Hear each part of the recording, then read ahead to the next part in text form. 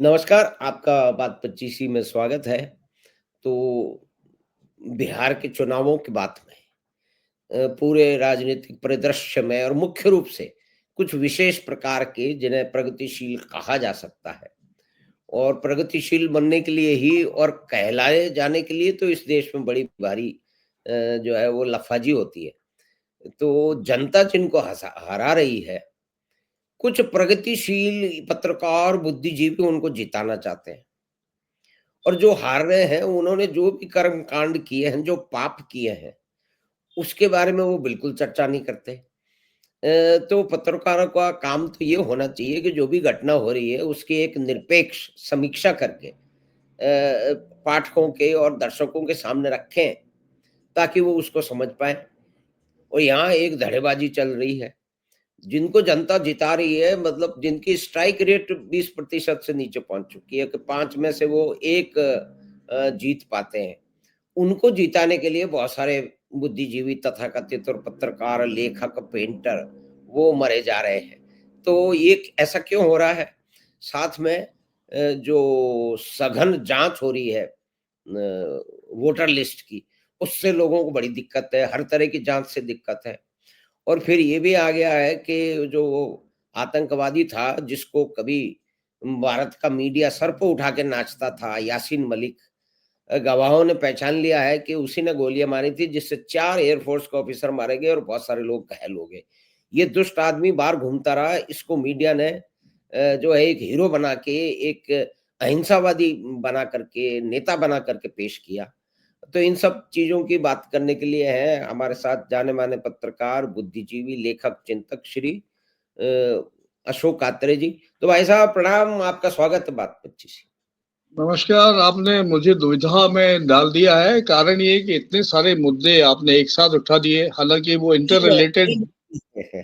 Inter related है and perspective की तरफ जाने वाली समीक्षा है को करते हुए ये सारी जी, चीजें जरूरी है कि इन पर खोजबीन की जाए या चर्चा की जाए। तो इसके लिए धन्यवाद, आपने मुझे बुलाया, इसके लिए मित्रों को धन्यवाद। आपका स्वागत दो है भाई साहब। आपने जो एक बढ़िया बात शुरुआत ये की कि जिनको देश की जनता ने मैंडेट ने ठुकरा दिया, हाँ, उनको तथाकथित पत्रकार, मैं पत्रकार शब्द या पत्रकार शब्द का यूज नहीं कर रहा, मैं जी, जी, तथाकथित पत्रकार का नाम ले रहा हूँ। तथाकथित पत्रकार शब्द जी। तो बहुत ही यानी बेहुदा शब्द या लगभग रिजेक्टेड, आउटराइटली रिजेक्टेड हो गया कि पत्रकार दलाली का एक पर्याय हो तो गया या भाई साहब दबे। आपको एक मैं आप इस जिस प्रोफ़ेशन में इतने लंबे वर्ष रहे, तो क्या जी, उसकी आज ये स्थिति हो गई है कि आपको ये कहना पड़ रहा है? मेरे ख्याल में जब मैं पत्रकार था उस समय भी दलाली का तो दौर चल ही रहा था। ये अच्छा, मानना बेसिकली गलत है कि पत्रकार या ये मीडिया कभी दलाल नहीं रहा। कभी मैं गलती से यदि कोई नाम लेता हूँ, एक हुँ, परंपरा रही है, हमारी चारण भाटों की परंपरा रही है, किंतु वो पॉजिटिव थी। वो राजकाज में उनका इन्वॉल्वमेंट इंटेलेक्चुअल था, रिलीजियस था, नॉर्मेटिक था। हुँ, सत्ता के सभी शीर्ष स्तरों को टच करते हुए वो वर्णाश्रम व्यवस्था के एडवोकेट थे।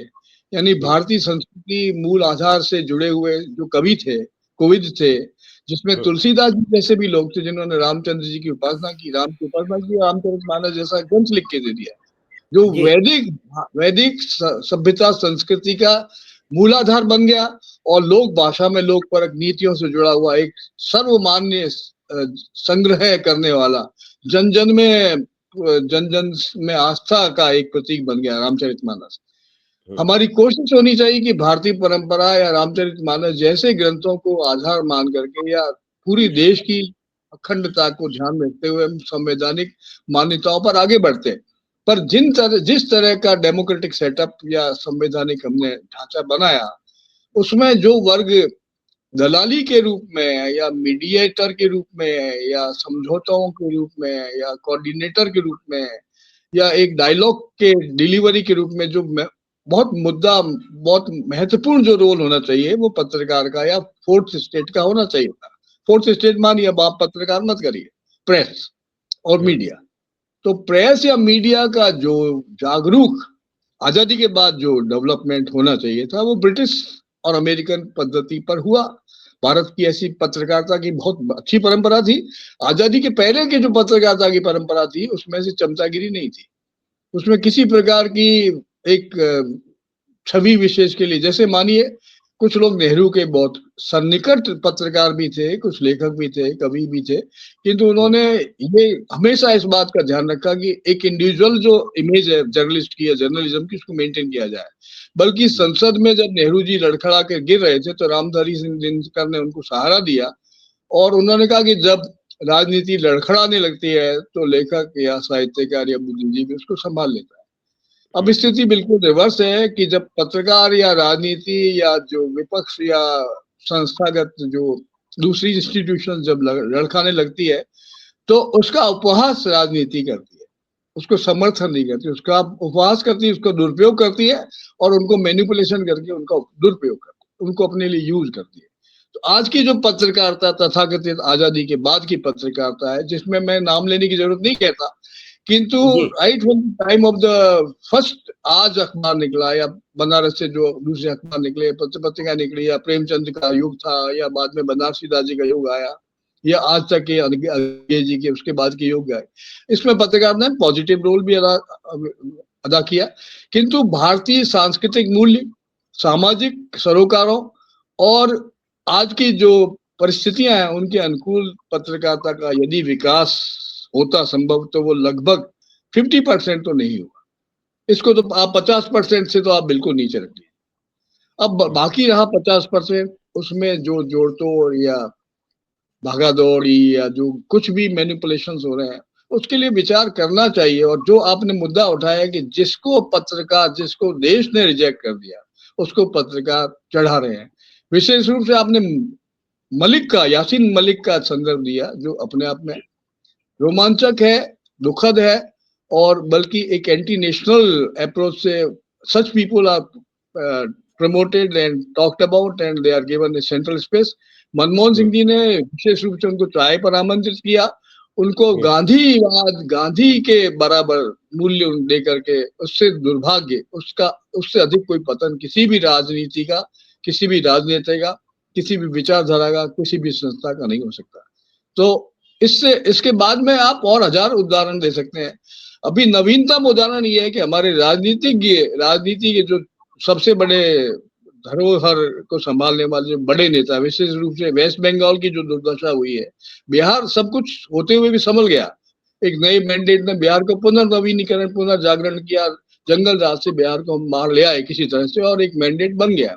इसकी कोशिश SIR के माध्यम से बिहार के बाद बंगाल में भी हो रही है, बट वो कह रहे नो, हम इस पर्चे के इस काम को नहीं होने देंगे, यानी ये we will not allow to enter this SIR।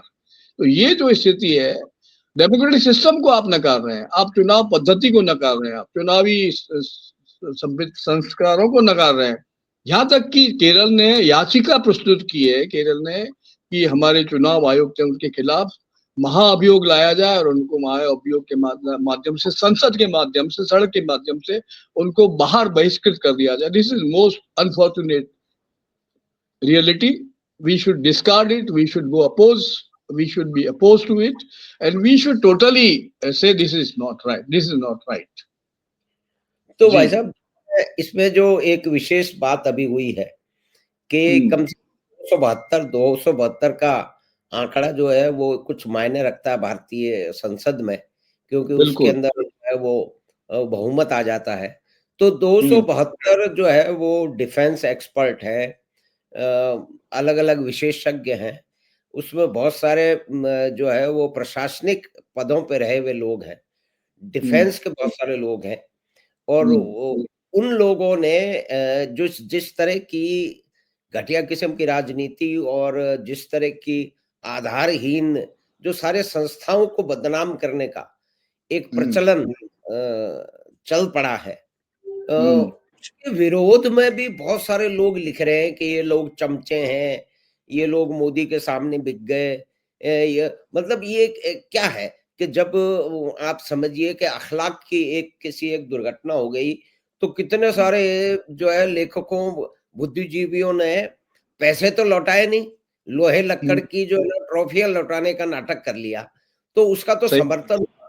और यहाँ पे 272 जो विशेषज्ञ हैं, जो कि उच्च पदों पे रहे हैं, जिनको एक विशेष जानकारी है, और वो लिख रहे हैं कि सब इस प्रकार की घटिया राजनीति और आरोप-प्रत्यारोप पर संस्थानों को गाली-गलौज और उनको नीचा दिखाने की जो प्रवृत्ति है, उससे बचना चाहिए। तो भी जो है ना, इस तथाकथित मीडिया का एक पार्ट, वो कह रहा है कि ये लोग बिक गए हैं, इनको इनको लिखने का अधिकार क्या है? यानी कि अभिव्यक्ति के स्वतंत्रता का अभिवाद पे भी पत्रकार लोग ही उस पे उल्टा दांव कर रहे हैं, ये क्या बात है भाई साहब? ये बात तो कुछ इस तरह की है कि 90 मेरे ख्याल में कॉन्स्टिट्यूशन की या हमारी संसद की बात करें तो कांग्रेस का अभी भी प्रभाव है इस देश में। हुँ, और हुँ, 90 के आसपास ये इंडी के इनके मिलाकर के they are in quite better position यदि डेमोक्रेटिक सिस्टम को ढंग से फॉलो किया जाए और पत्रकार भी यदि इनके साथ में प्रॉपर तरीके से डायलॉग करें या देश की समस्याओं को समझाने की कोशिश करें तो एक अच्छा संवाद बन सकता है। यानी विपक्ष और पक्ष में एक अच्छे संवाद की भूमिका निभाई जा सकती है।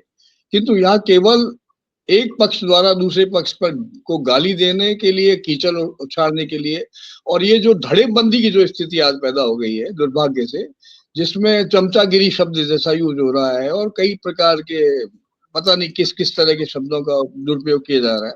तो ये लगभग इन चीजों से संविधानिक हमारी जो प्रक्रिया है उसमें डिले होता है, उसमें परेशानियां पैदा होती है और चौथा स्तंभ की जो भूमिका सही भूमिका है वो नहीं होती है। तो आप जो बात कर रहे हैं मेरे ख्याल में मुख्य बात यही है कि ये जो चौथे स्तंभ की अवधारणा, न्यायिक प्रणाली अपना काम कर रही है, संविधान अपनी तरीके से काम कर रही है, जुडिशरी अपनी तरीके से काम कर रही है, एग्जीक्यूटिव अपनी तरीके से काम कर रही है, किंतु जो सबसे बड़ा संकट या शंका आज चौथे स्तंभ के सामने, मेरे ख्याल में चौथे स्तंभ का जितना दुरुपयोग और पतन हुआ है इस विशेष 20, 25, 50 साल में वो पहले कभी नहीं हुआ।